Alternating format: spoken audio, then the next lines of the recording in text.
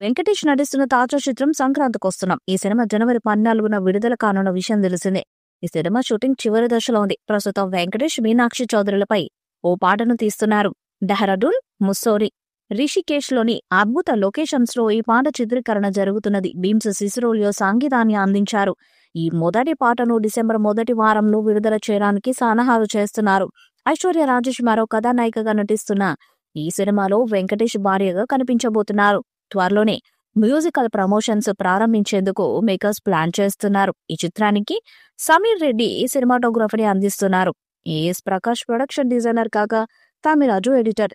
ఈ చిత్రానికి స్క్రీన్ ప్లేను ఎస్ కృష్ణ, జి ఆదినారాయణ అందించగా వి వెంకట్ యాక్షన్ సన్నివేశాలకు కొరియోగ్రఫీని చేస్తున్నారు. అనిల్ రావుపుడి వెంకటేష్ కాంబినేషన్ లో అంటే ఎలాంటి క్రేజ్ ఉంటుందో సినిమా పైన తెలిసిందే.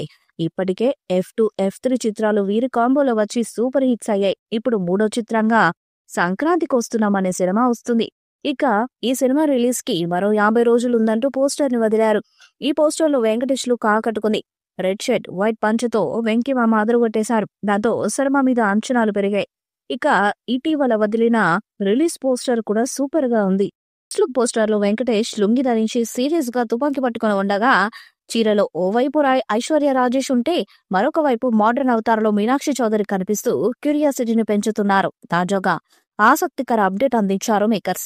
ప్రస్తుతం సాంగ్ షూట్ కొనసాగుతుంది. వెంకటేష్, మీనాక్షి చౌదరి కాంబోలో వచ్చే ఈ పాటను డెహ్రాడూన్, ముస్సోరీ, రిషికేశ్ లాంటి ప్రముఖ పర్యాటక ప్రాంతాల్లోని అందమైన లొకేషన్స్ లో చిత్రీకరిస్తున్నారు. ఈ పాట ప్రేక్షకులను మెస్మరైజ్ చేసేలా ఉండబోతుందట.